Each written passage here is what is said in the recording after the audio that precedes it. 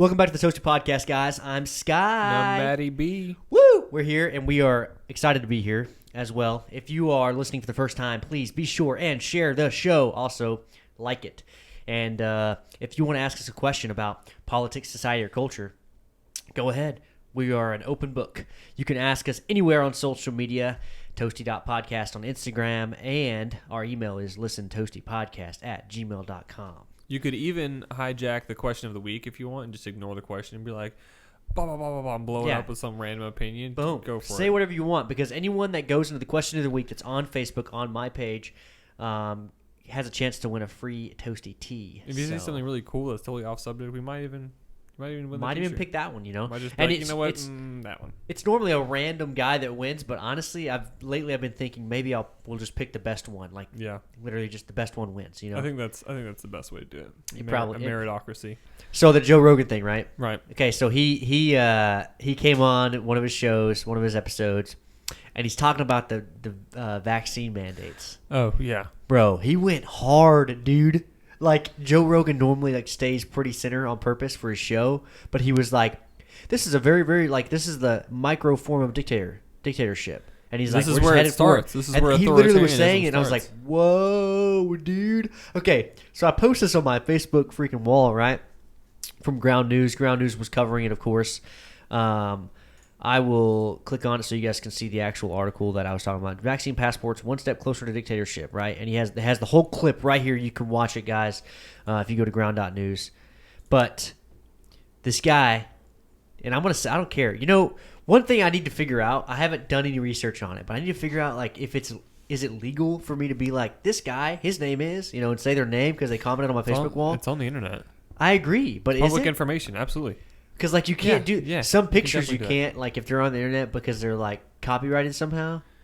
Is your name not copyrighted? It doesn't matter. If it's a private Facebook page, but if it's your private Facebook wall, you can share whatever, you can divulge whatever you want that's on your page. Because they're actually allowing themselves to be on it. That makes sense. Exactly. Okay. Well, David Fancher out here, what a hack, he says. I travel internationally for my job, and I carry a vaccine passport, which is something that has been around for decades and decades.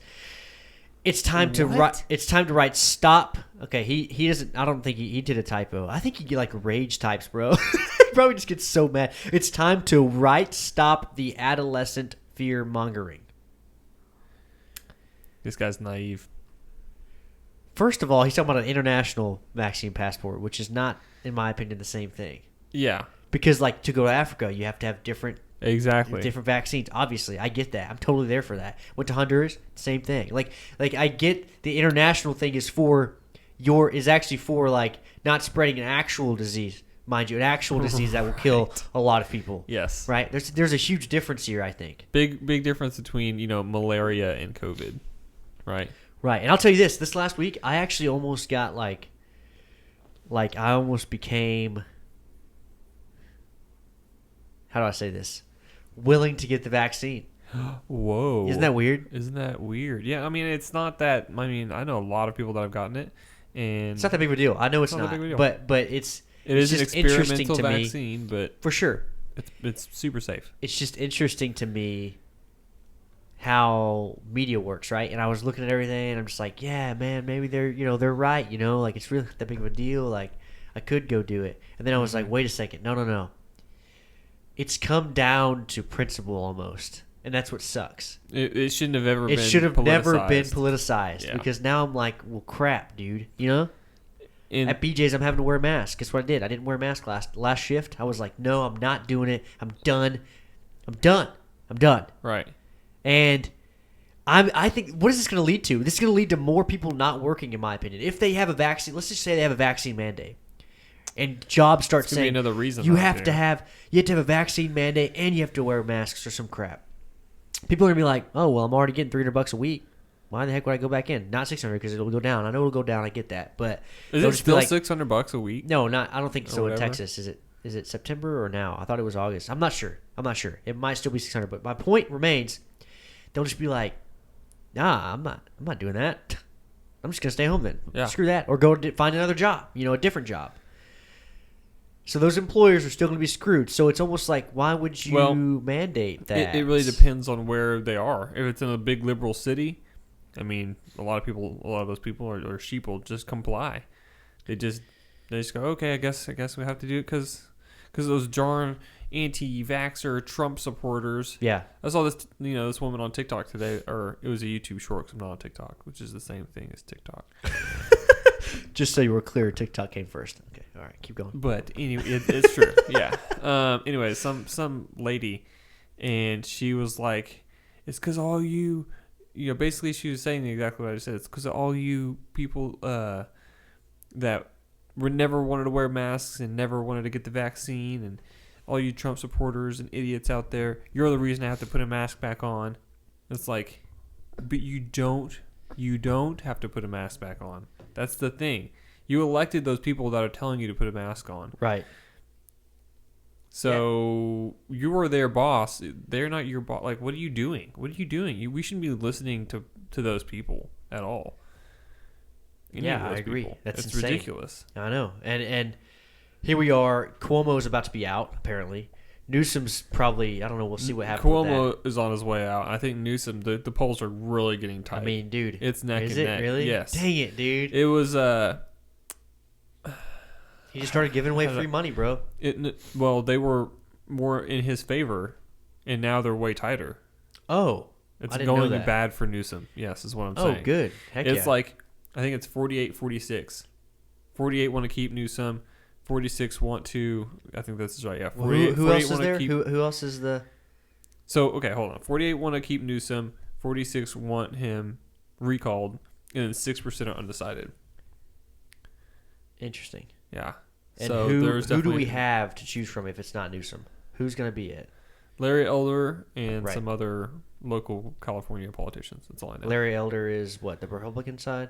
Yeah. Okay. I mean, there's no Democrats running, as far as I know. Interesting. Well, our question of the week, you guys will hear it at the end, but just I want to ask Matt, see what he says. Do you think the eviction moratorium, and you guys can think about it as you listen, do you think the eviction moratorium is necessary currently? I said landlords, please chime in. Because if you guys don't know, they actually extended the moratorium, and I say they. Biden extended it. CDC, specifically. CDC, I was going to say specifically the CDC, but that's after the Supreme Court and Congress told them it's not possible, it's not legal. So what happened was the Supreme Court ruled, Justice Kavanaugh gave the opinion, the majority opinion, and said that essentially like the moratorium is going to end in a few weeks anyway at the time of the opinion. And he's like gulping right into the mic. That's so funny. This water's good. I'm sure it is. It sounds good. Tea, bro. So anyway, Justice Kavanaugh gives a majority opinion and says that essentially this moratorium is going to end in a few weeks anyway. So it is unconstitutional. If you want to extend it, it has to be an act of Congress to be able to do that. The CDC does not have the authority to make that decision. And in the statute, I listened to Ben Shapiro today, and he basically read the statute, the actual law, and said like the CDC is allowed to do this, this, and this, in the state of like an actual pandemic. And there's nowhere where it says they can, enact an eviction moratorium. There's not even anything close to that. And even Joe Biden said it's unconstitutional, but the CDC did it anyway. And by the time it gets litigated through the Supreme Court again, that'll be another month. And It'll by be done. By then, most likely Congress will have some sort of answer. Even though Nancy Pelosi said, it's not up to me, it's up to you. What I don't understand then She's giving the executive branch literally a pass to be authoritative. Yeah, but let's pretend, so since nothing's really set in stone, honestly, this whole thing seems like it's up in the air. What, the eviction moratorium? Yeah, it's all just like, what the heck's going on? They're flying by the seat of their pants and nobody knows what's happening. Okay, so if I was a landlord and I was like, no, screw you. Get the heck out of my place right now. You're not paying anything. This is ridiculous. You'd be fined by the federal government upwards of $250,000. Are you serious? Yep. But yet they don't even know what they're doing. No, that's... Yeah. So could you ride that out somehow in court and like get away with it? You know what I mean? Maybe. All right, guys. It's a huge risk, and you're also going to be paying a lot of legal fees, which landlords are pretty strapped for cash right now because guess what? They're not collecting rent, and they can't kick people out to get rent. People that want to actually pay rent. Exactly, and you'll hear more about that from real landlords at the end of the show. Yeah. When we tell you guys during the Facebook Warriors segment what's up with that. Yeah, I'll probably have another couple of Matt's rants on the That's fine, dude. The whole Eviction Wars room, I think, to begin with, was just ridiculous. That is freaking fine, dude. Okay, so on TikTok, I was watching TikTok, of course, and I'm always on TikTok. What? Okay. What? This is disregard. Okay, disregard the image on the screen. Let me go. Hold on. Let me go to something different. Jeez, you're looking at it like, what's going on, man? What's going on? Okay, I'll just keep it there. Whatever. Okay. Anyway, I was on TikTok, and does that distract you a lot? A little bit, yeah. What do you want to put up on the screen, bro? Like a picture of mountains or something. What?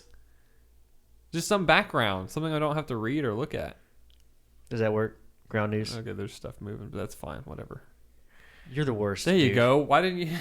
You're absolutely the worst, dude. No, because I need a picture. It doesn't matter, dude. People need to see what's going on, man. Hold on. Let's just go here. All right. So I was actually No, hold on. I want to say something. about TikTok. Yeah. I was on TikTok and I scrolled past the video that you wanted to talk about, and it was literally just a Confederate flag kid, the student. Which video? Oh, The one you wanted to talk about. I didn't want to talk about a TikTok video. I know you didn't. They brought up the Confederate flag and why it's good or bad. That's all. That's all I was gonna say. Oh, That's it. well, this is totally separate. If you want to talk about the Confederate flag now, so What? yeah, Go ahead. Anyway, so my coworker Billy today is an avid listener and asked me today what I thought about the Confederate flag. He was listening to some other podcast. He was cheating on us, but He was probably actually watching TikTok. yeah, grown men don't watch TikTok, Skye.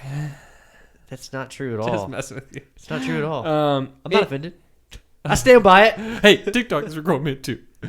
Anyway, so he asked me. He just blatantly was like straight up. He asked me all my opinions. Like, you probably mentioned this in a podcast at least once, but what do you think about the Confederate flag? Have we?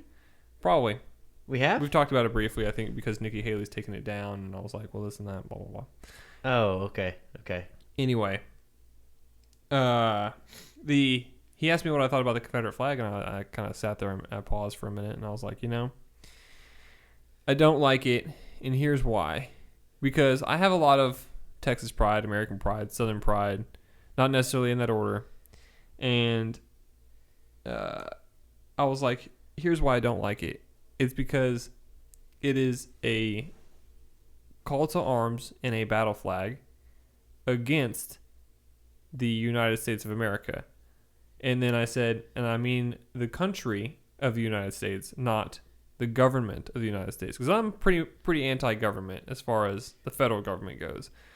I mean, If you listen to this podcast Yeah. and you still believe the government, then you need to stop listening to this podcast. yeah, pretty much. So, I view the Confederate flag as definitely, it's un-American, and not only is it un-American, it's anti-American. It's like waving the Chinese flag up and down the streets, going, the Chinese will take over America. It's Anti-American, huh? it That's is. what you think? Okay, It's interesting. anti-American, and people will say, "Oh, but it's about pride, not prejudice." I'm like, pride in what?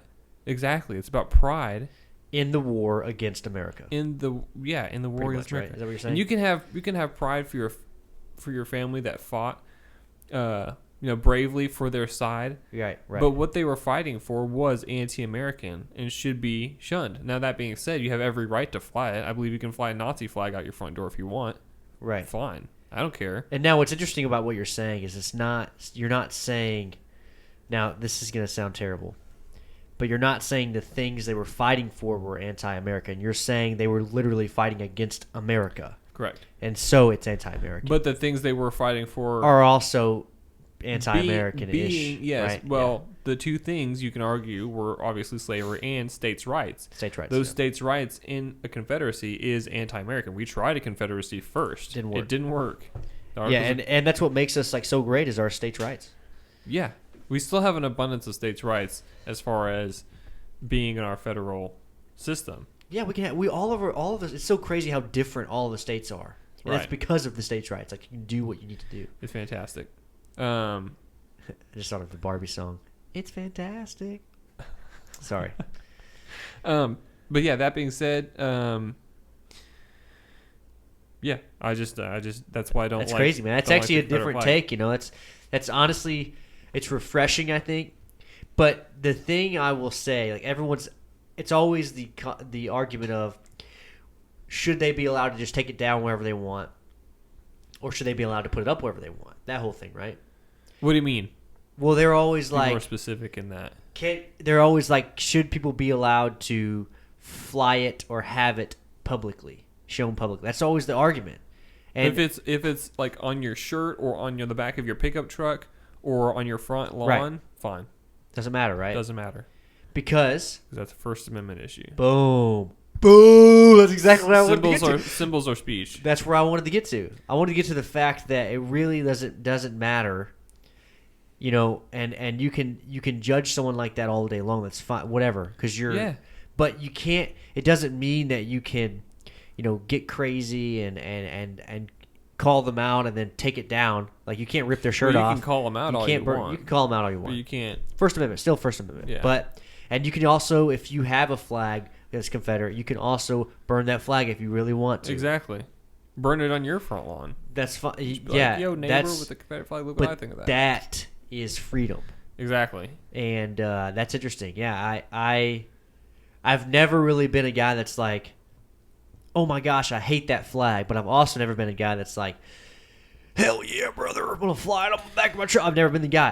What I might fly, Yeah. I might fly the come and take it flag. I might fly Yeah, that. I've got But- one of those in my garage. But I don't. Is that still like? What does that actually represent? Is it just literally what it stands for? Come and take it. So, you come take my guns. You're not. Dude, that's not gonna happen. It has Or what it was has a that? specific reference in the American Revolution. Okay. They would fly that flag, you know, over forts to basically egg the British on. Say, you know, if you want this, you gotta come and take it, right? Oh, interesting. Yeah. Interessante. And then now Second Amendment advocates are taking that same symbol and saying, if you want my, you know, Charlton Heston style, if you want my rifle, you take it from pry it from my cold dead hands. Charlton Heston said that at an NRA meeting. Yeah. So, Right. yeah. Okay. Let's go. I just, Yeah. you know, I feel like more patriotic by that conversation we just had. But no, I totally agree, dude. It's the same thing Yeah. as like people burning the American flag. Like I know people want to freak out and like, you know, just get mad and they hate that and they're like, these guys should go to prison or whatever they want to say, right? Go to Right. jail, whatever. At the end of the day, it actually is their right to do that. Now, I don't know, under specific circumstances, it might not be the way they're doing it. But like if it's on your property and you burn an American flag, I think the fire marshal might have something to say about burning in a public space. right, yeah, exactly. I'm just- According to my calculations, anyway. No, but I mean, on your private property, the same thing applies. Yeah. You know, and that's what we say that constantly. It's like one of the I don't want to say best ways. It's not the best way, but it's a way that you can literally see how free America is. Because if you did that in many other countries, you would be in jail immediately or dead. And if your neighbor, let me just give you this is the last thing I'll say about the flag issue. If your neighbor has a Confederate flag, right? Don't like mess with his flag. Don't get in his face or anything. Just get a bigger U.S. like 1864 flag and fly it higher than his flag and be like, remember who won? Remember what country you live in currently and enjoy the freedoms of currently? It's not the Confederacy. Although, what would have happened? Let's just pretend if the Confederates won, and we had two different if we had two different sets of, we would have two different sets. we would have a United States and we'd have a Confederate States. But I thought if they won, they would be like, we would have all Confederacy. No. Oh, so it would have just been split. Mm-hmm. I think slavery still would be. I don't know how fast it would be out, but I think it would. Still Oh be yeah, it would have out. taken another 50 years probably. 50 years, you think? Another 50 years? Mm-hmm. Interesting. Is it Because- true? Is it true that this is kind of we're kind The of going? the South industrial. Oh, let me just explain why. The South industrialized rapidly because of Reconstruction.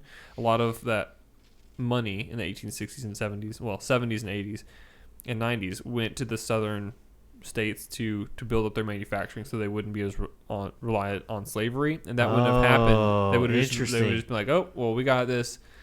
You know, Wow. We've got this agribusiness. The South would have stayed poor, even poorer than it is today. Yeah. It would have been way worse for the South. That's a little bit of humble pie then for Texas. Like, we can attribute some of our wealth to the northern states. Texas is its own thing. No. Because Texas history... No, well, the thing is, Texas, there's only like maybe a handful, maybe even just one battle for the Civil War, in Texas. Texas was not a huge player in the Civil War. Oh, okay. We were admitted, only, I think 15, 16 years before the beginning of the Civil War. So we were just kind of like one of the last states to be admitted before the Civil War. Interesting. It actually broke out. And I mean, we had a very robust economy from the beginning. It wasn't just reliant on agriculture, especially when, and not to jump too far ahead, but especially in the 1950s, when air conditioning came, Texas became a huge, financial center. Interesting. But well, I think we're dealing with. So, you think we're going to deal with that same thing again, like states' rights? Because I don't know, man. There's a lot of things happening where we're getting more divided and by state, and that's why I'm thinking we're headed for something like that. I think not a civil war. I don't think we're headed for that. I say that time and time again. It might be like a cold one or something like that, but at the end of the day, I feel like we're going to end up being like so divided that you will literally have. I don't really know exactly what's going to happen, but Democrats in cities, and that's it. Yeah, I think that's what's going to happen. You're going to have basically Democrat states and Republican states, right? And there's going to be the Democrat states are going to be like on the east and west coast, coastal states, and then Chicago, and maybe one or two other Midwest states. And then you're going to have Minneapolis. In those specific states, you're going to have rapid urbanization and very few people live in rural areas. And what's going to happen is, so Bill Gates, I don't know if you knew this, Bill Gates owns the majority of the private farmland in the United States. I did know that, yeah. It's crazy. Which is nuts. And he's basically going to automate as much of that farmland as he can, without people. And then that's just going to drive that rural population down. And then in those states like Illinois, California, and I'm trying to think of more agricultural blue states. There's not many. Maybe Pennsylvania. Those states are going to basically rely less on agriculture and more on cities. I don't think we're going to have a balance of like using humans for things versus machines. It's insane. They just want to go. They want to go full on no human. Well, rather than like, there's a balance here. Yeah, obviously machines help, and obviously there's some things you can automate. But like, well, I mean, it kind of boils down to what do you get from work? You get like a sense of self gratification and satisfaction, and like, yeah, look what I just did. A little bit of pride. And if you don't do that, if they can keep you from working, if they can keep you from going out to eat, if they can keep you from socializing, if they can keep you in your house on social media and on basically the internet, you'll view people as more avatars and expendable, and then you'll be more inclined to do whatever the government or the mainstream begins to do, because that's all you really are around. You see what I'm saying? Wow, that's scary. That's scary. So, yeah, that's the George Orwell stuff right there, man. Yeah, so I was holy crap. I was listening. So my coworker Jonathan, shout out to Jonathan, he's an avid listener too. Jonathan, what's up, dude? VIP, brother. So let me know. I'll send you a shirt. We'll see. So, COVID is the beginning of an active American communist revolution. It's the beginning of That's what you think? That's what we're beginning doing of the activist part. Interesting. And Jonathan sent me this video today of oh crap, what's the guy from? Is it Opie and Andy? What is it? Was that Anthony and Opie? Anyway, what? He showed me this interview. It's hold on, let me find. I wish that Anthony and Opie, is that what you said? Yeah, he showed me a video of Jim Brewer on that show, and they talk about. So Jim Brewer is a guy from SNL. I was on SNL back in the day. Guys, real quick while he's looking up that, if you guys haven't already, go to our website, toastycreations.com. There you can actually find and buy apparel that we sell for the Toasty Podcast. All proceeds go to the show in order to help us grow. That is how we do it. We don't do donations. We decided that donations are I don't know. We also do donations, but I feel bad. I guess I don't know why. We are offering you guys content. I get it, but like I wanted to be able to design a shirt. You guys have something physical that you're actually getting from us whenever you give us money, essentially, right? So all the way down to hoodies, stickers, toasty mugs, crop tops for women, freaking freedom shirts, regular toasty tees, all of that, guys. We have it on Toasty Apparel for you guys to buy. So go check it out and support the show. Cool. It's Anthony Cumia from Opie and Anthony. Yeah. And what about him? So sorry, Jim Brewer was on that show, and they talk about basically just it's called Red Pill to the World Around Us. Ooh. Yeah, and they basically just talk about. So Jim Brewer he's from New Jersey, and he has a lot of friends that are from. He just said communist countries. I'm guessing Eastern European, former Soviet countries. And he was like, Check. They were all saying, like, this is the beginning. Next thing you know, it's going to be people coming into your house. What the heck, dude? Mm-hmm. And you know what I don't like about that is that the same thing was said. There was a North Korea is a bad one, right? Yeah. Sorry, I literally every time, bro. There was a girl from there that escaped. Yeah, China. I saw her on Joe Rogan. She's literally going around. She's doing her rounds of podcasts, right? Mm-hmm. She was on Tim Pool as well, right? She had the same freaking message. And she was like, if you don't think it's real, I've lived it, and I feel very, very, very similar. I feel the same about this, is what she was trying to say. Mm-hmm. And I'm like, what? What, dude? Are you kidding me? And that's her formative years. In her formative years, she was in communism. She was in just terrible She escaped North Korea slavery, essentially. At 13. And she went into slavery in China on purpose because it was better. Yeah. Can you imagine? Well, I mean, at least you're fed, right? That was insane. At least you may have a warm place to sleep. Yeah. Right? Yes. Okay. Jeez. Isn't that crazy? Is that like the most basic thing that Americans can think of? Oh, find a warm place to sleep. It's like even people that live on the streets have a warm place to sleep. Right? Yeah, and everyone takes AC for granted now. That's another random thought, right? Another random thing. They don't have power lights. Right. Transportation. Dude. She was saying they have to push the train. Yes, sometimes. dude. Yeah. Unbelievable. That's happening like that. Well, that was probably years ago, but it's probably still going on. Something like that's probably still going on. You're just like, wow. In her words, she said the whole country is a concentration camp. But that's an extreme example, Very right? extreme example because they've been doing it forever. Yeah, but so that's insane. So this guy says it too. He's from the show and he said that? Yeah, so Jim Brewer used to be on the Saturday Night Live back in the late 80s, early 90s, I think. And big comedian, he does tours now all over the U.S. And yeah, he was basically just saying what he thought, and it was just the truth. It was just like basic things, like they're gonna start by saying, "Oh, it's for your health, it's for your own good."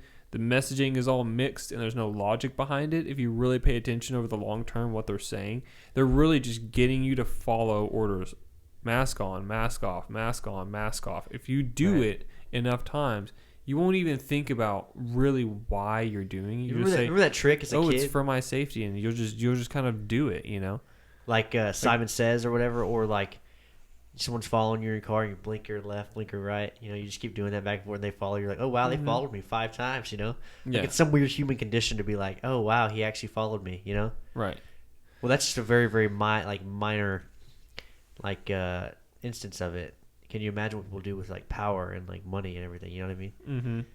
They just love to see that. Isn't that weird? It's very weird. That's just crazy. But humans suck. But I'm just like, wow, I can't imagine myself in that place. But obviously, I don't know. I've never had that much power or had that much money. Right. It's hard to say what you would do in their shoes, but yeah. You would like to think that you would hold your principles, abdicate your power, Right. And that's the thing is I mean, honestly, kudos to, these people that are in power and are still like fighting like crazy and are getting ridiculed like crazy as well. Yeah. You're talking about Thomas Massey, you're talking about Ted Cruz, you're talking about these guys out here that are like, still will say, this is ludicrous. Are you crazy? DeSantis, have you seen the things that are happening? He's literally, now here's what I don't understand. Because now he's talking about pulling funding from schools that put a mask mandate in place.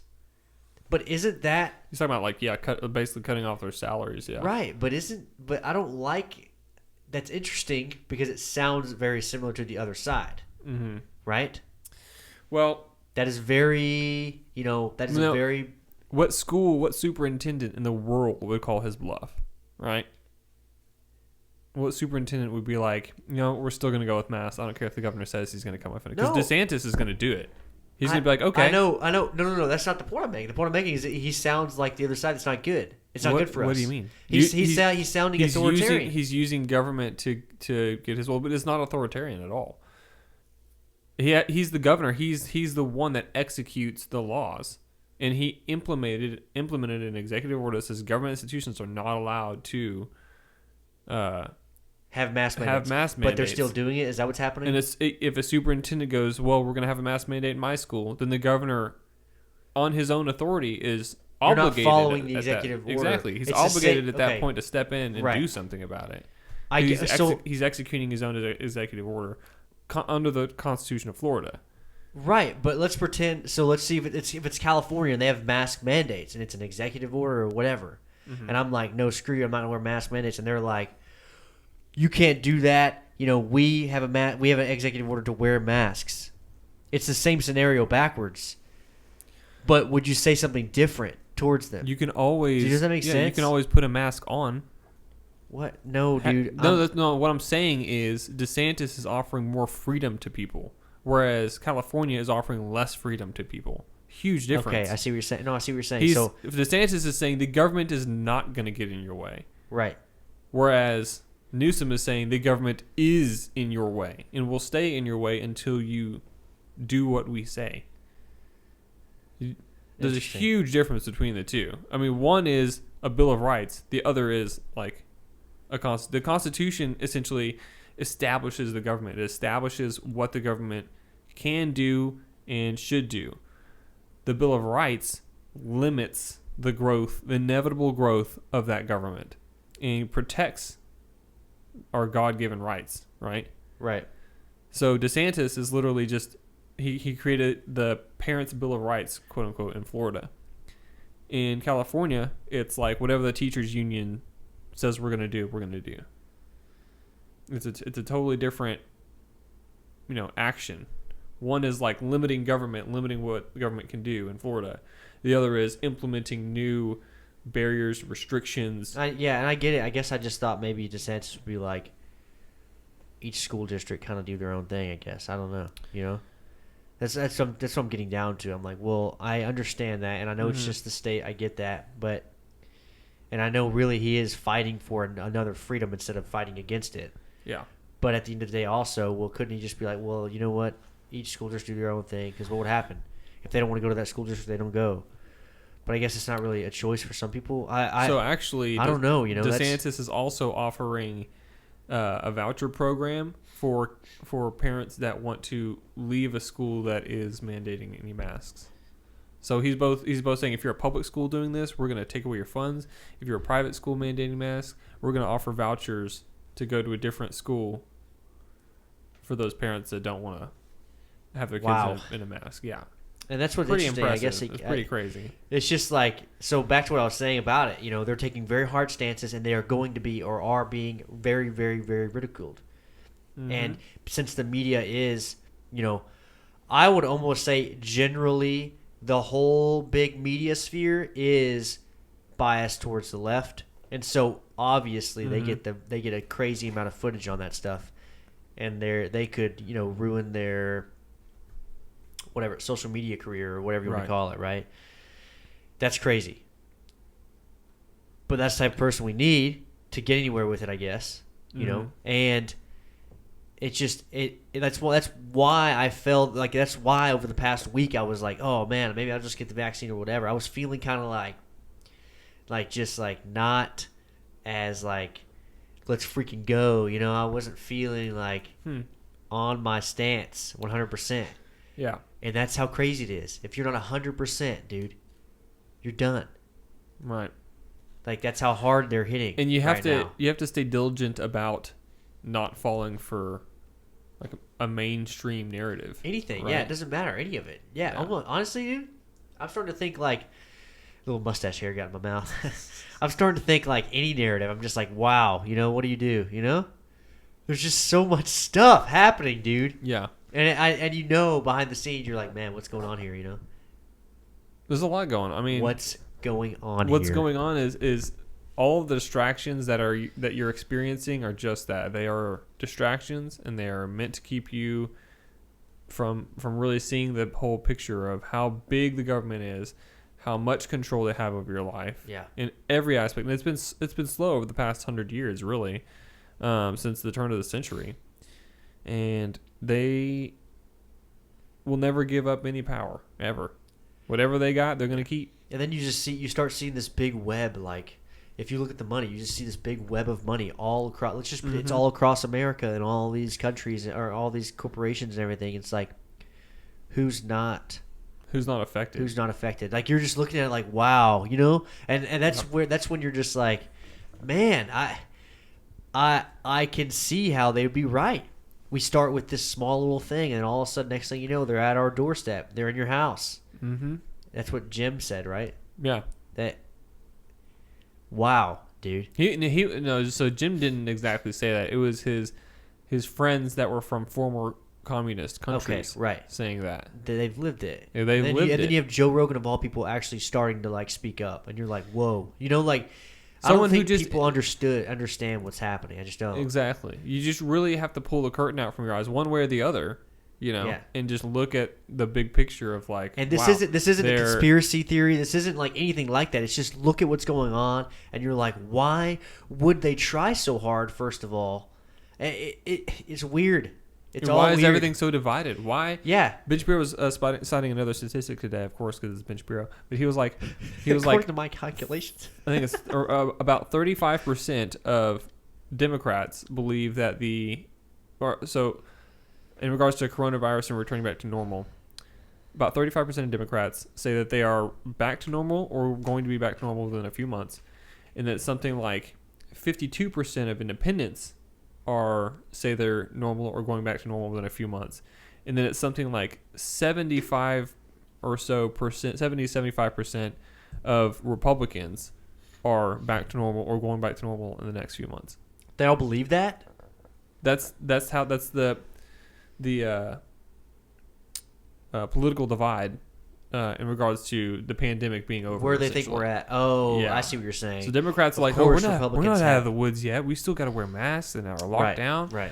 We're in these big cities that, where there's this group of vaccinated people that aren't allowed to talk to these unvaccinated people, and the unvaccinated people spread it like crazy, and the numbers go up, and you wonder why. You're dude, like, what the heck happened? I had the people are so dumb. You're right, dude. They don't even take 2 seconds to think about it. Dumb. Well, this is the thing. They don't even take like 2 seconds to think. Seconds to think why. Like why the spread is happening or the Delta variant is happening. So every other article I read is Guy a week after Guy does not get vaccine or denies vaccine, he dies from COVID. Articles like that, and you're just like, what's going on, dude? Stop. Like, yeah. It's like whenever you're about to get a motorcycle and all your family members decide to tell you a story about how they know somebody that died on a motorcycle. Right. Like straight up. I got that. Yeah. And I wrecked on my motorcycle too. It was very slow. And then you read statistics and you're like, oh, like 80% of these motorcycle crashes are low speed. Uh-huh. Like 20 or under. And it's usually in a parking lot or like within 3 miles of your house. Yeah. Those are the real stats. And you're just like, okay, interesting. Mm-hmm. Now that doesn't mean you shouldn't be careful.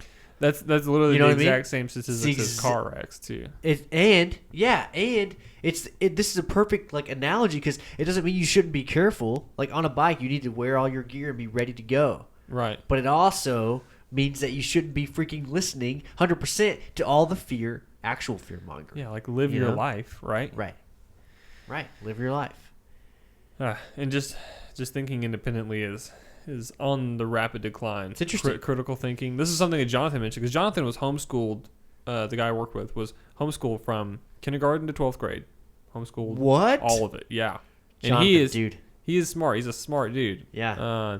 I feel for you, brother. really good tech, and and he was like, man, the stuff that they don't teach you in public schools, critical thinking, the biggest thing that they don't teach you in I want to hear his take. teach Yeah, you because normally take the test, pass the test, go to college, take the test, pass the test, go to your cubicle, do your job, wear the mask, don't wear the mask, eat your fucking grass, sheep. Like, that's all it is, man. Wow. That's it. Because one of my Then you good die. friends commented on this one on last question. Okay. Last Facebook Lawyer, he commented and he won the shirt. His name was Luke. Good job, Luke.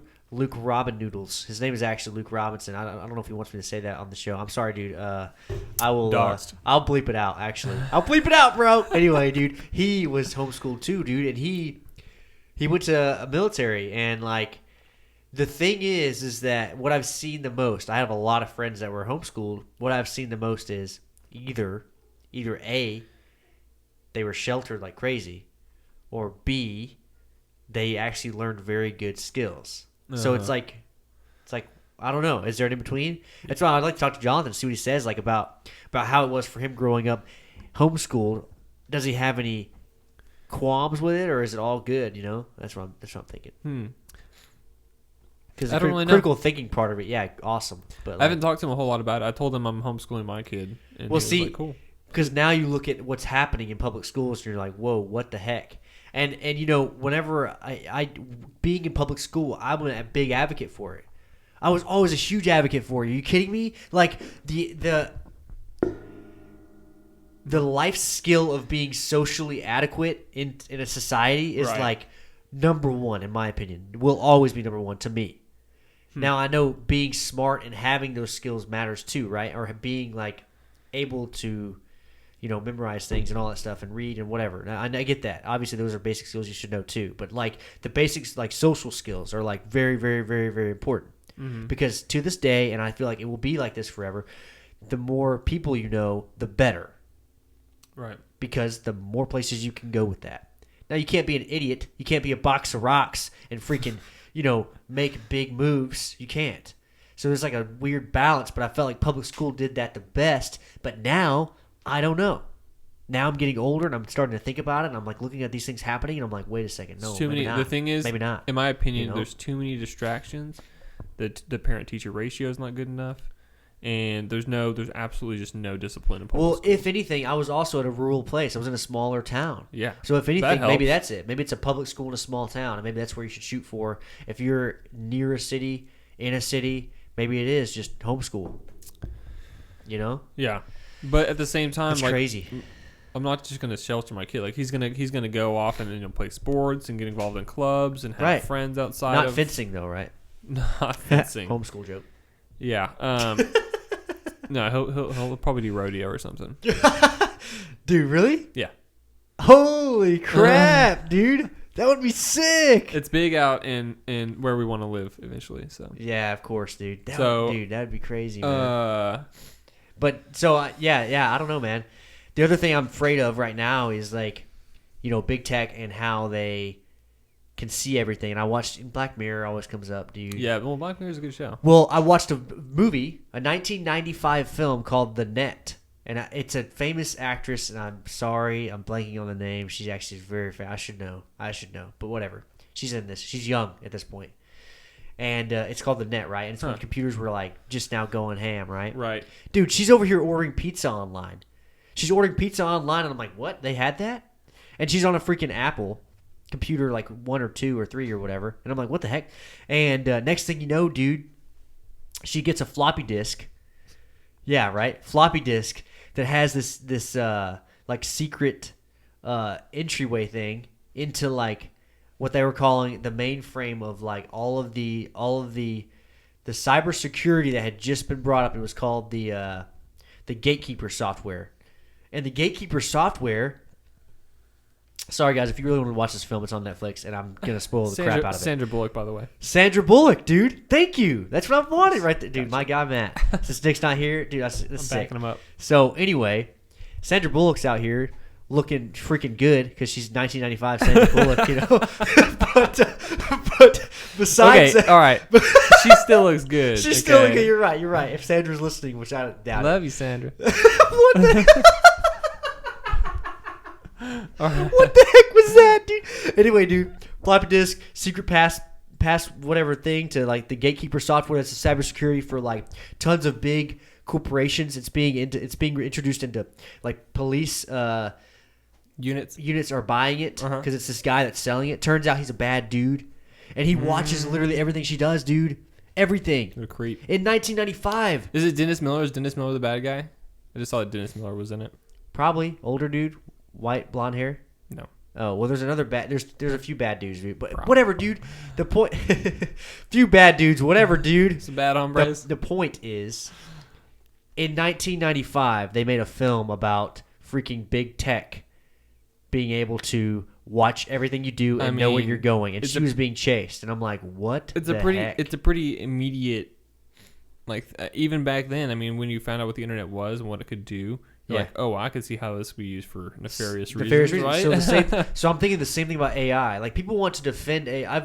I've actually talked to one guy. He might be on the show. We'll see what happens. He's a physics and math major right now. He's a freaking smart guy. He loves talking about space. He's cool, but he's actually working to get his something done where he can work for an AI company. I don't know. He like knows a lot about AI. And he loves it. He's into it. And he thinks it's definitely the future. And he thinks it's awesome. No, it is the future. It is the future. But I wanted to kind of ask him questions about how he doesn't think that the same things are going to happen like when we invented the internet. Like what? Does he really not think that people are going to use it like terribly? I mean. And it's going to go awry? It happens with everything that humans invent. Right. The thing is, we just have to educate and have the good outnumber the bad. That's all it comes down to. So the Toasty podcast needs to be heard by everybody. That's right. You heard it here first. Woo! Okay. One other thing that's like a little bit less deep I did want to talk about was the so this is a Daily Wire article. Here we go. Dude, you love Daily Wire, That's bro. That's all I read. No, it's not all I read. I look at Ground News and I look at I do actually glance at Fox News. We need to start I don't know, man. I'm less on Fox News. But the Democrats unveil their massive $3.5 trillion budget, right? I thought they did like an infrastructure bill or something like that. They're still doing the. So okay, is that part of the bill? Or is that part of the budget? This is the budget resolution. So this is an additional $3.5 trillion. Just spending by the trillions now instead of the hundreds of billions.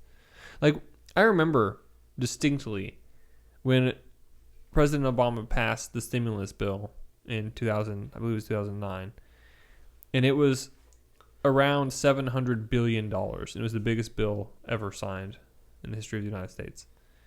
In the history of the United States? Mm-hmm. Oh my gosh. And I was like, well, that's once in a lifetime. We'll never see anything like that again.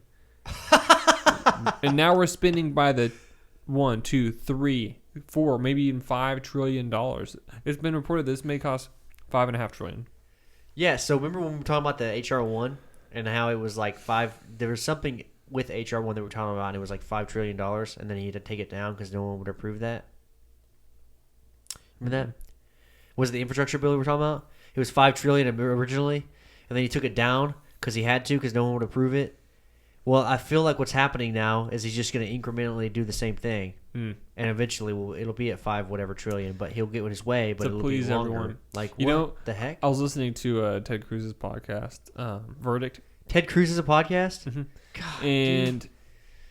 Essentially, come on the show, dude. He said something that really like irked me. He was like, they have a $1 trillion, $1.2, $1.5 trillion infrastructure plan, and he's like, and if it had, if it was actually infrastructure and this and that and blah blah blah, he's like, I could get behind $1 trillion plan. And I was like, what?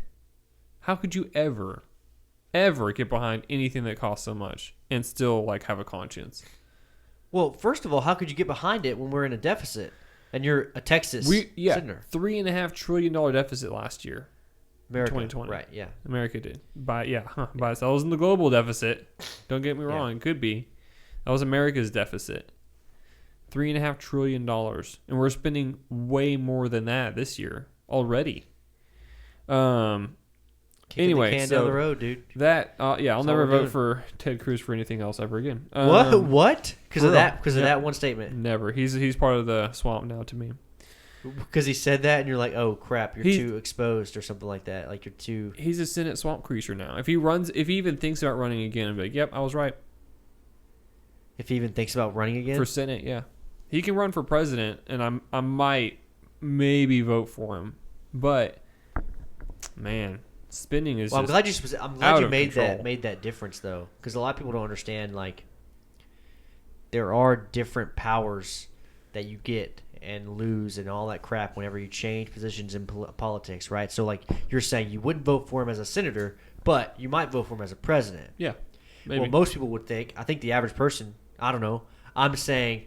I'm actually speaking on behalf of the people because I would probably think this. When you say, I'm not going to vote for that guy, it might mean across the board, I'm not going to vote for that guy again. Right? Mm. Yeah, but I've never really thought, for, just because you just said that, I've never really thought about that. I've never really thought about that at all.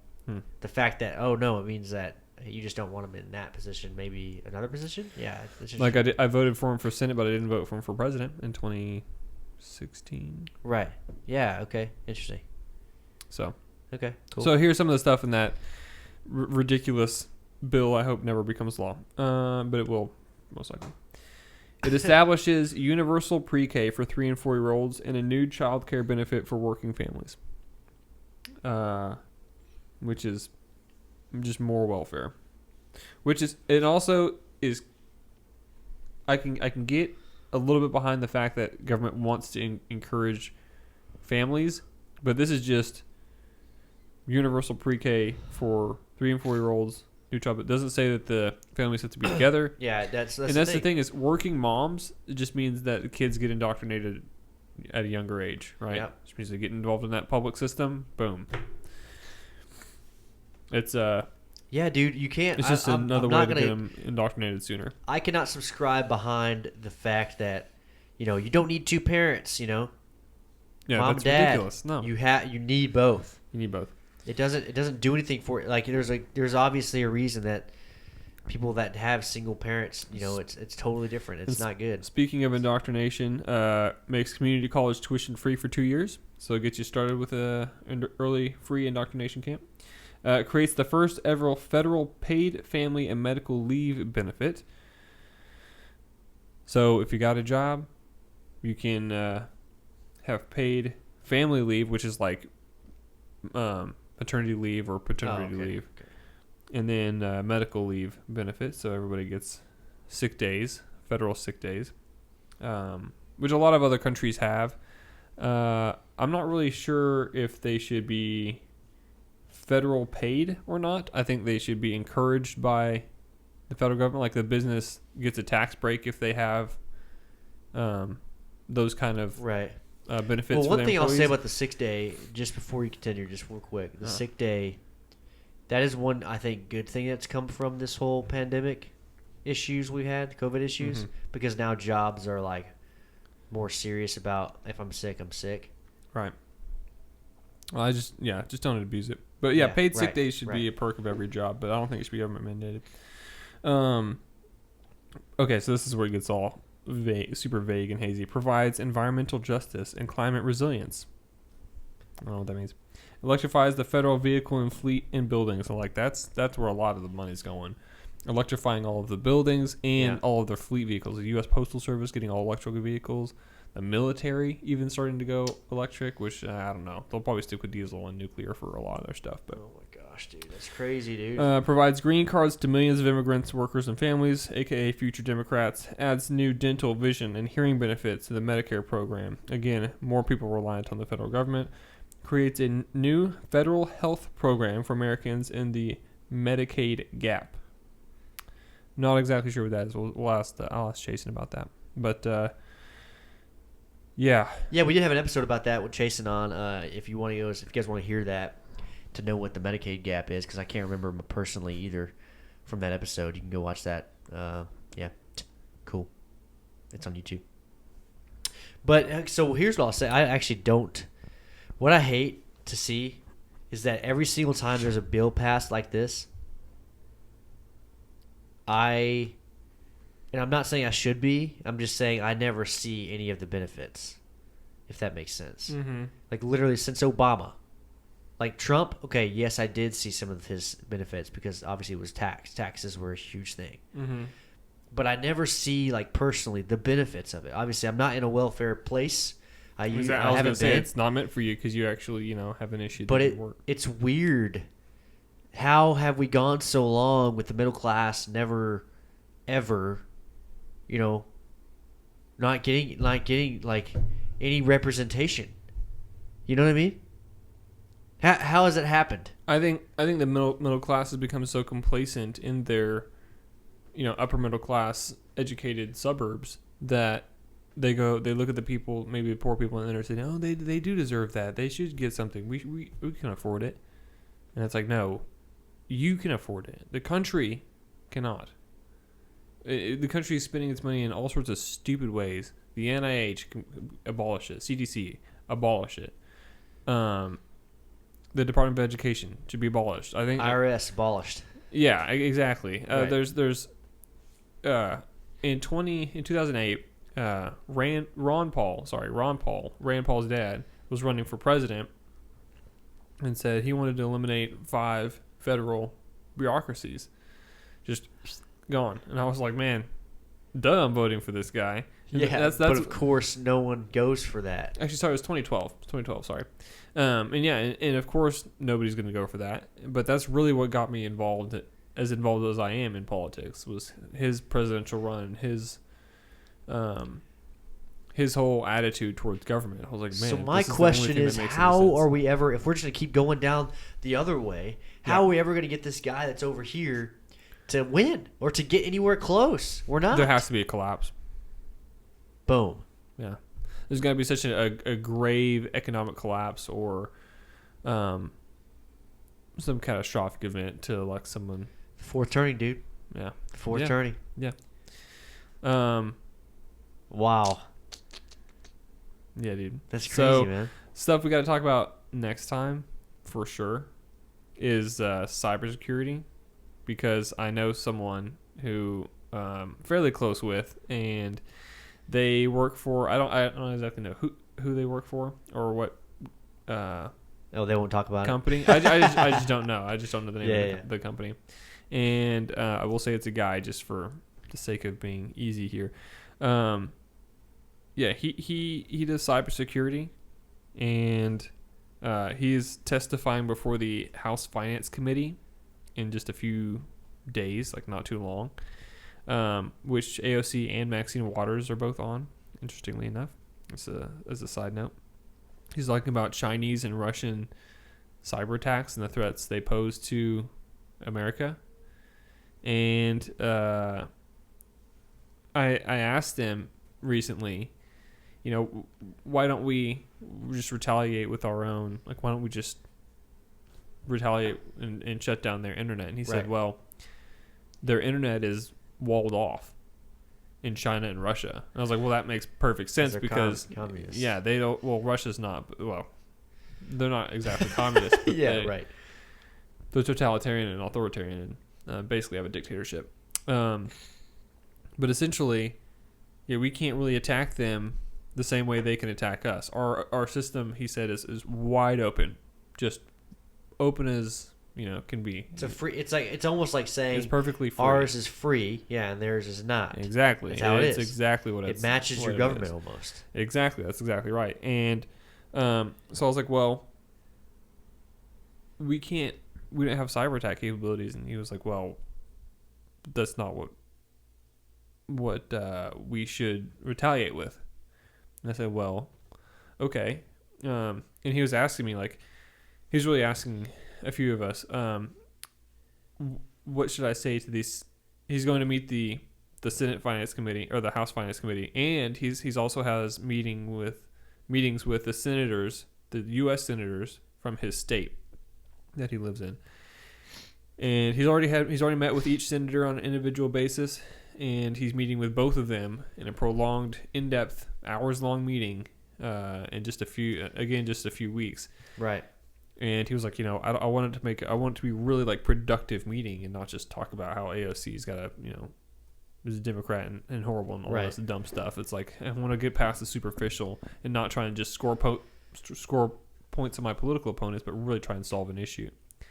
And he was saying that, or I basically said, well, the question that I would ask personally those senators is, at what point does the Chinese and Russian cyber attack aggressions equate to an act of war? Right. Retaliable by bombs. Because we've never dealt with this as far as being an act of war. We haven't. Right. Hasn't happened. Right. And I said, I basically said, the question I would pose to those senators is, at what point do we drop bombs on Chinese people or Russian people? And I was like, that's an unfortunate question, but that's where the government is leading us to, because we cannot retaliate in any other way. And he said, yeah, that's what I think is going to happen, or must happen in order to stop these cyber attacks. And I don't know if people know this, but they happen all the time. Yes. Like constantly. Right. And sometimes they are really starting to affect us. Another person that was involved in this conversation was like, yeah, they didn't, I haven't, been able to really think of a time that really affected me personally, except for this last one where they attacked the, I think it was like the Nord Stream pipeline on the East Coast and shut it down. It's like, gas couldn't go anywhere. Right. I was like, well, that affects you pretty greatly. Now imagine if that happened across the United States and we all ran out of gas for 3 days. I mean, that's not a huge amount of time, but people go crazy without gas for 3 days. I mean, think about the beginning of COVID. The toilet paper was gone. All this crazy random stuff was gone. There was no meat on the shelves. Also on the East Coast where that pipeline was, there's still shortages happening, by the way. Mm-hmm. I don't know if you know that. It can have ripple effects for sure. Supermarkets, stuff like that are not. They don't have regular like food things that are happening like meats and stuff. Still, and it's not necessarily from the pipeline in my opinion, but what else is going on? Right. And like 2 years ago, there's a bunch of fire departments in DFW that had problems with their computers and had to get new ones. Right. And it was because of, they said, an attack.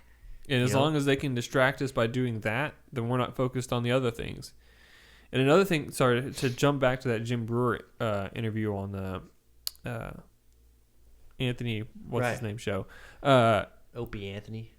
Opie and Anthony was their old show. Oh, okay. And Opie was a different guy. Right. Yeah, so, Opie and Anthony. Yeah, I see. So, anyway, he was saying that, no, I forgot it, dude. What? Yeah. No way. You just made me forget it. Well, dude, the fire departments were being attacked, and like, it's not just that, and it's all these stuff, and the pipeline, and the supermarket shortages with food. I'm trying to literally mention everything we just talked about. Yeah, dude. You're doing a good job. And like I said, they literally attacked the computers. They had to get new computers. It's crazy, dude. Yeah. And then Jim was saying what? He was saying probably was happening whenever his friends were saying it was happening. That's what was happening? No. And back the shortages and stuff that was happening to them? No? It'll come back to me. But so I asked this person that is a friend of the show, is all I'll say, who might be on eventually, because I don't know how secret all of this is. Or what I don't like, dude, is you have a lot of friends of the show, by the way. I know, It's right? happened It like can't be on. multiple times. Yeah. But anyway, very high profile. So I almost had the Jim Brewer thing. I almost had it. So I asked him. I was like, so what do you think about Taiwan and China? And he just like without skipping a beat, he's like, Taiwan's already gone. Yeah, it's already gone. And I was like, me and another person that was at this table said that, well, we're obligated by treaty to defend Taiwan, right? Right. He said, yeah, that's what. So, like, we're obligated by treaty to defend Ukraine, and that didn't happen. Did it not and happen? I was like, there you go. oh man, yeah, that we did just kind of were just like, you're on your own, Ukraine. See ya. Crimea's not that important, is it? Yeah, Crimea, but like I don't know. Yeah, you're right. Taiwan's just another. I just Crimea. feel like Taiwan. It's not though. It's not, because it actually gives us a lot of crap. It actually gives us a lot of stuff. Like Taiwan, literally, the reason we have a chip shortage right now is Taiwan. The microchips, the semiconductors, the silicon, all that stuff is Taiwan specifically, not China altogether. It's literally Taiwan. Yeah. And so whenever you talk about, trade happening and not happening and all that stuff, it's all has to do with Taiwan. And that's my problem with it. It might already be gone, but I'm like, wait a second though. what are we gonna do? Because we already have this. This has already happened. We already have shortages of the microchip shortage or whatever. And so this person also let me know. We asked. We all. This is a very big conversation. We asked if China does full on invade Taiwan, like, can't we just nuke China? And the person who's going to meet the Congress in a few weeks was like, we have nukes in Taiwan already. They don't have to go ICBM. They can go right next door. Right. That fast, that easy. Yeah. And then I was like, I just said retaliatory. It's mad. It's mutually assured destruction. It's there's going to be a retaliatory strike. Yes. And then it's nuclear holocaust across the world. That's why we can't. No one can nuke. And I think that's honestly a reason if America. If you nuke, you leave no one else standing. That right, or you have that whole no witnesses thing. But my thing too is I almost think it was a strategy of America to have bases across the world with nuclear weapons. Well, of course it was. And now we can be like, it's an obvious strategy. Well, of course, yeah, right. But now that's why we have bases all across the world. But now, literally, it was almost like you can't forget we created the nuke, so we'll put them everywhere, and then no one will want to use them. That's kind of what that's the logic I'm thinking. I'm thinking. Well, that was the logic. Oh my gosh, this is a mistake. We created this crazy bomb. Okay, hold on a second. You know, how do we get rid of it? Yeah, and that was the logic behind ending the Cold War. Was like, look, let's both de-arm a little bit, cool things down, head towards the right path, right, and then we'll just basically agree that it would be mutually assured destruction. If you strike, by the time we figure out a missile's in the air, we've got one over in the air towards you. Right. And that's how fast it would be. Well, meanwhile, while this China stuff's going on, we still have a ceasefire with North Korea, and that's it, right? Mm-hmm. There's a lot of tension, dude, and I don't know. And Tension's America also is crazy sure. divided. So it's like, what is going to happen? This collapse. I remember. Okay, dude. hold on. I remember the Jim Brewer thing. So he was saying that basically, whereas during the Cold War we had this like immediate plan. We gotta stop. The communist spread of communists. We gotta open up trade, and then everything will be okay. They'll realize how good capitalism is, and we'll be hunky dory. Whereas the Chinese and the Soviets / Russians had an attitude of like, how can we infiltrate you over the next 40 years? And it was through our education system. And they've openly, ex-KGB agents have openly said, yes, that's where we went. We went into your schools, we went into your universities, and we started this Marxism, essentially, this American Marxism. And now it's infiltrating our military, and it's infiltrating our politics, and just everything about our our people, and our culture. It's becoming a much more mainstream viewpoint. And it was their plan all along. What? Yes. I need to do some research on that. That's crazy, dude. Yeah. Are you serious? Yes. There's a KGB and it plan makes sense that to me went because like Russians perfectly. would play the long game. Like I feel like they would. Russians and Chinese. That's how Russians are. Yeah. But I don't know necessarily. Yeah, I guess Chinese like that too. But like I'm looking at a Russian right now, knowing that he'd be like, "Oh, it's okay. I will win another way." You know, and he's like, you win the battle, we'll win the war. Way, yeah. the long game. You know, Exactly. and you're like, but I don't know, man. That's crazy. So the last couple things I'll say. So about China, he said that Taiwan's already gone, which I was like a little depressed about for the reasons you mentioned. It's like, what the heck? And are the we thing doing is, then? a lot of those. Have you been hearing that a lot of those chips are starting to like we're trying to make them here. We're trying to make them like in Brazil or some random places. Like we're trying new places. They are making Taiwan new places is because gone, Taiwan dude. is Chinese now. And all of that technology, all those chips, all those goods that Taiwan was making is now going to mainland and not to the rest of the world. Same with Hong Kong and all their banking and financing and all the taxes that must go along with that. So check this out, dude. Going along with that right there. Hold on, dude. This is just juicy. This is juicy. Apple. I just want to talk about it for a second. Mm-hmm. Last year, I think it was 2020 or maybe it was 2019, they unveiled their newest computers. And guess what they did? They got rid of Intel's processors and they started producing their own. Wow. And that's what it's called now. The M1 is what they call it. They started producing their own silicon and everything else, their own chip. Their whole chip now is all in one. It's great. It's awesome. But whatever. Not talking about a lot of that. But the point I'm making right now is, how the heck? I thought maybe they were going that route. Everyone thought they were going that route anyway a little bit. Mm-hmm. But what kind of timing, bro? Yeah. You know what I mean? Yeah, that's a little suspect. It's a little sus, dude. And then they're like, hey, we're still good. We're still Gucci, you know, cranking out these freaking MacBooks, bro. Come buy one. We have our own freaking chips, and they run great. It's awesome. Honestly, it's great. And I kudos to Apple, you know, awesome. And they also, I thought the whole reason they did it was for security reasons, because it'd be theirs, and they can be like, okay, now we're good. Security would be perfect, because no other freaking companies are in our shit, you know. But now I'm thinking, like, what was Taiwan already out? Like, did we know about this? Did people know about this? You know, I'm sure China probably made it clear to and our then the next thing comes up. ruling class. Yeah, Trump was like, "Yo, get out of China. What are we doing?" And try to get manufacturing back here to probably save us from the problems that we're having right now. Yep. Like fire trucks can't get built right now. That's literally my job. Yeah. Because of quote unquote chips. How do you stop a 40-year plan like that?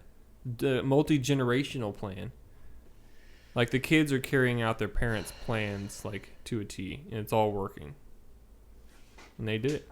So last thing this person said on his opinion about Putin in Russia, he was like, Putin above. I have the opinion. I probably still have it, but I'm intrigued by what he said.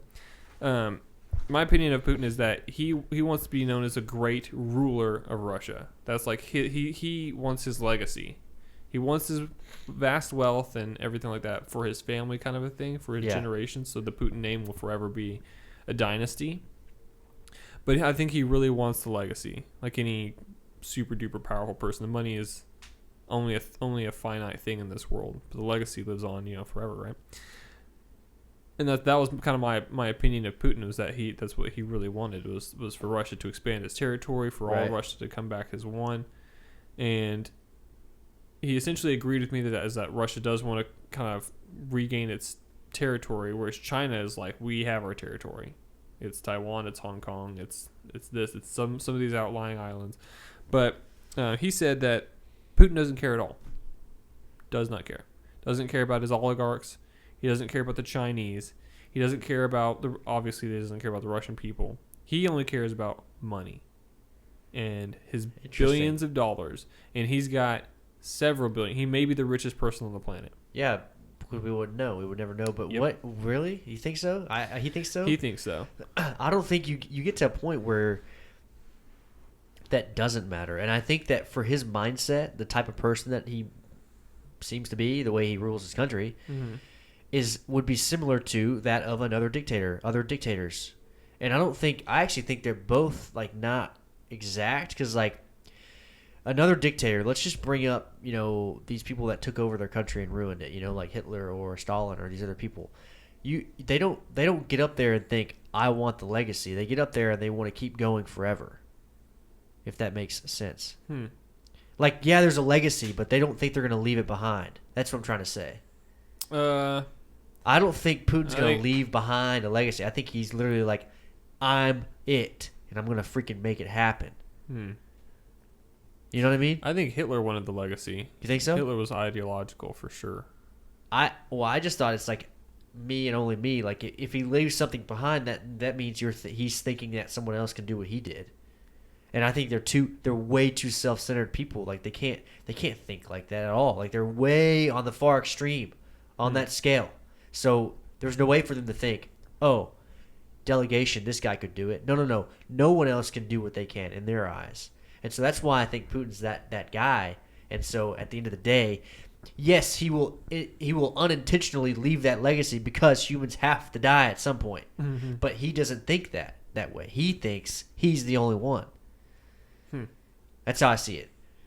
Maybe not, though. Honestly, he's a freaking genius, though. The whole thing, it seems like, the whole way he's played everything is like, wow, He's playing 4D chess like a pro and winning, for sure. But if we go along what you just said about Russia and their whole plan, then Putin is not thinking about any of that crap, and maybe it is just money, and he also is just sticking to the plan. And at the end of the day, he's like, all right, next guy, do the same thing. Yeah. Because I don't know who Putin's parents were. I don't know any of that. Yeah, me neither. I don't even know if he has kids or anything. Right. But I don't know. I feel like just for me, the Russian mindset is about it's just extremely strong national pride, nationalism. And, Oh, are you kidding? Have you seen their ad for military, bro? Yeah. Yeah. It's like, dude, this is what an ad for a military needs to be. Yeah. But Patriotic ass. So yeah, we need to have him on because that'd be a pretty epic show. It would be cool. Yeah, it'd be freaking sick. Once we get the Skype working and figure it out. Yeah. Because he lives like east. Right. Way east. Heck yeah, dude. Yeah. All I'm waiting on that is like get OBS going on the computer and everything. Anyway, whatever, we can do that for sure. I'm down for that. Bo show, bro. Dude, that's been a toasty episode. Super toasty. Toasty air. So, oh, dude, Facebook Warrior. Yeah. Dude, I almost forgot. As I said, guys, this week's question was, do you think the eviction moratorium is necessary currently? No. Landlords, please chime in. And if you heard the previous minutes of the episode, what previous minutes? If you heard earlier on in the episode, we talked about this a little bit and got our views in order there on that. And I'm trying to get Matt. There we go. Here we go. That's Perfect. I like the first response already. Okay, these. Hold on. It won't be the first. Okay, Oh. there we go. Oh, whoa. Yeah, it'll be. The hell? Yeah, it's the way they do it is interesting. Lots of comments on this one. It's great. I love it. You guys crack us up, and I love that. So if you guys want to see what these comments are, you can look on the screen on YouTube. We have them there. If you're listening, though, thank you for listening, and share the show. That is how we grow. J.O. Miller possibly could get people back to work. I don't think he knew the question. I don't know. He always chimes in, and it seems maybe he's thinking something else from it. I can't understand what he's thinking. Maybe he's thinking, do you think the eviction moratorium is necessary? Is it possibly or unnecessary? Is probably unnecessary, yeah. Casey Russo, no, not at all. Is enabling bad opportunistic behavior. Yep. Okay. Morgan Weisenhunt. I worked in the housing industry for years. Honestly, I truly believe it is getting abused. Homeowners are still expected to pay on time. Why shouldn't renters? That is a very good argument. Absolutely. Cheryl Harris. Agreed, 100%. Only way anyone should at this point be able to use it is if they could prove a paper trail that actually showed job seeking had been pursued. I added words there to make the comment seem more readable. Morgan Weisenhunt, I agree. Not saying, okay, yeah, okay, we got it. Matty Harris, we had a situation where, this is a long comment, we had a situation where we had difficult renters. We were young and broke and had just moved out of our first home to follow work, and so we rented it out. If it gets off screen, Matt, please let me know. We were not in a position to comfortably afford 2 house payments. Footing the bill for our family and then the housing bill for another one created an unnecessary financial hardship for us, completely unfair to the landlord in most of these situations. So she's giving us a situation where it actually happened just with life, and it sucked. So the fact that it's happening with a government mandated moratorium, wow. Guys, I don't think you understand. Most of these landlords are not millionaires. Not even, honestly, they're middle class. Like Bree and Jason, my brother-in-law and my sister, they own a couple houses, I think 3 other houses that they don't live in, that they just collect rent from families that, are luckily paying their rent. Well, the bulk of people that own the houses for rent are middle class. Now, here's what I'll say. You say luckily paying their rent. In Texas, I want to see the stats in Texas specifically because I don't know if we're having that big of an issue. I'm not sure, though. Because the moratorium actually, I think there's some specifics behind it that show that it has to be bad income or low income cities and neighborhoods and all that stuff. Right. So it just kind of depends on where it's at. And I don't know, man. Maybe in the deep city you might see that. I'm not sure. Texas, though, of course, we're doing great. Economy's always awesome. Thanks for sharing, Maddie. That's what I said. That's my comment. Jesus, I think it's supposed to be Jesus Christ, but that's interesting. It's a play on Jesus Christ. Wow, interesting. Anyway, that's the guy's name. People are abusing the system. The pandemic should have taught everyone to not want to live hand to mouth ever again. If you haven't figured this out by now, then you're a leech. Correctamundo. Correctamundo. Brandon Kyle Fudge. Let them property owners sell them houses if they can't handle people not paying rent. Lower this market, LMAO. Awesome comment. That's great. Awesome comment. Michael Roney, let me guess. You will never own a house. What? I don't know. Brandon trying to explain his comment. Bow, bow, bow. I love the back and forth in Facebook comments, bro. Uh-huh. This is awesome. These guys just get off to this stuff. They want to defend themselves on a comment. It was a joke towards the current market. I don't really think it's the property owner's fault that renters can't pay their landlords. I realize selling a house wouldn't do anything because the next owner would just be stuck with the tenant. I wouldn't say I will never own a house, but if some wild, unfortunate life event happens, it's a possibility that I won't. It was a very mature way to combat that asshole there, Brandon. It was. Michael Roney. Thanks for explaining. Okay, all right, Michael Roney. So this go round, he's not winning a toasty tea. I'll tell you that. Kevin. Does not count as a fucking comment. Kevin Immer. I agree that it is unfortunate for landlords at this time. But I think if you look, this is interesting. This is an interesting comment. I like this comment. I think if you look at what historically happens during times of evictions and rising housing costs, the legislature may be choosing the lesser of two evils. If you suddenly evict a mass of people who cannot now afford to rent or buy, there is a realistic risk of rising welfare costs, crime waves, vandalism, homelessness, depression, job loss, negative effects on affected youth, etc. I am a conservative, but just looking at the bigger picture. Very well thought out comment. Yeah. Here's what I'll come back with. Mm-hmm. COVID has done those same things. Here's what I'll combat that with. Go ahead. That it wasn't COVID. It was the federal government that did all that. That's what I should have said in the first place. Down. By saying, you know, it's interesting. By saying COVID, I almost think that it should be implied that I'm saying federal government, but it shouldn't be. And the thing is, if the federal government is providing people with these checks and these what do you call it? Unemployment benefits, whatever. Right. Pay your rent with that. That's what it's for. Right. It's not like you can't afford your rent. Like if you lose your job because of COVID, the government paid for that because the government shut your job down. If the government is giving you the extra money for unemployment and you're spending it on everything but what you're supposed to be spending it on, that's your own damn fault. Yeah. It's your own fault. Right. And when the federal government decided to shut everything down, that like caused all the things he's listing out. Right. The riots, that was vandalism. That was crime waves, depression. You're stuck in your home, job loss, obviously. Like all those things happened because of the federal government. So I don't know if I like it or can say, oh, you saved yourself by helping out the land or by helping out the renters. Like I'm not sure I follow that same logic. Like I said, and if anything, well thought out comment. They should have just paid the landlords and let the rentors live there free. But there you go. Why don't you just At least- subsidize the landlords then if that's what you're really trying to exactly. do? Even though I hate the whole idea, all of these ideas are terrible in my opinion, but that's whatever. Yeah, you could have just let the whole virus go through the nation, do what it's going to do, and advise people the best way you can. But whatever. Yep. Donna DeLauder. The only reason I know how to say that name is because I know her. Most landlords are just regular people who have a second home and rent it out. It's not always the big corporation that have apartment buildings all over the country. The regular Joe cannot afford to foot the bill for 2 mortgages long term. Plus, there is no assistance for people who lose their job and can't pay the mortgage on their own home? ? The bank still expects to be paid each month. How about helping them out too? And that is literally what we just said. That's perfect.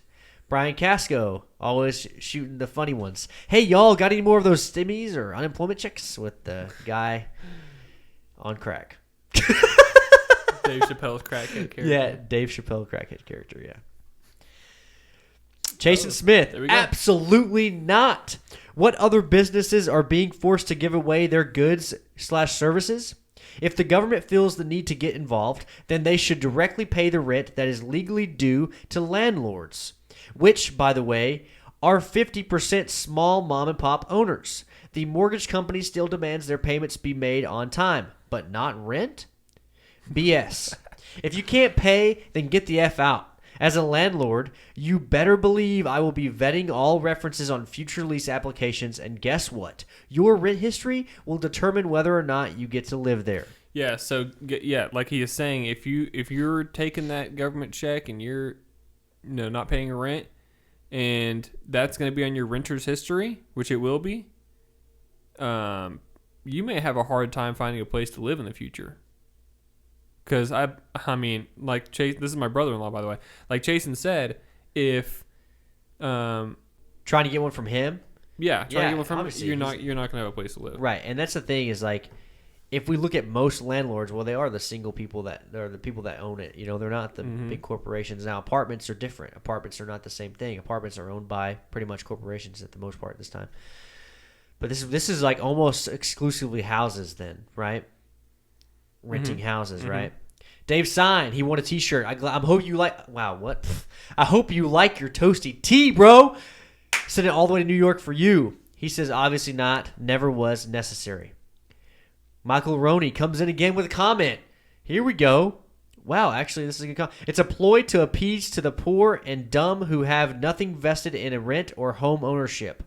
Plenty of work to be had. No reason you can't pay rent unless you suck at life and you're lazy. Don't worry, the working class will still care for those deadbeats too. That's like a weird 180. So I'm not sure, Michael Roney, if he's listening right now, if you were trying to combat Brandon because of his poorly worded, grammatically incorrect whatever comment or what. I'm not sure what's going on there. Anyway, the last comment's a decent comment though, so I'll count that towards a Toasty tee if you win. I don't know. We'll see. Right? Yeah. Sweet. And that has been Facebook Warrior. That is our question of the week, guys. If you want to win a Toasty tee, all you have to do is comment on my question of the week, and I will always hashtag that question with a Q&A, so you know that's the one that I'll put in the episode. With that said, you don't have to answer the question necessarily, although I would like you to answer it. If you want to answer it in a short version and then put your own thing there, you can ask us questions. You can say whatever you want. You can say, I hate the Toasty podcast. I don't care. Doesn't matter. Won't get a T-shirt. Yeah, of course you won't get a T-shirt. Because we are biased when it comes to those T-shirts, guys. Not going to say only conservatives win. That's not what I mean to say. Yeah, very true. I mean a good comment that's juicy, that's toasty. The whole point of this is to stay freaking toasty. But with that said, guys, we are done. Heck yeah. Stay toasty, everybody. Stay toasty. Toasty.